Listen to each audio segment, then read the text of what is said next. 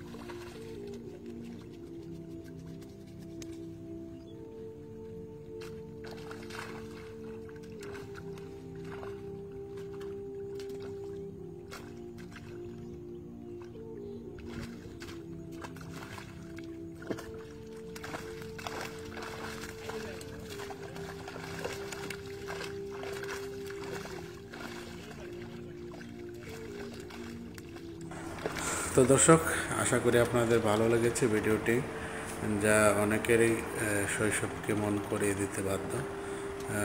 অনেকেই পুরোনো দিনের স্মৃতি মনে হয়ে যাবে এই ভিডিওটি দেখে। অত্যন্ত সুন্দর ভিডিওটি। তো সকলে ভালো থাকবে।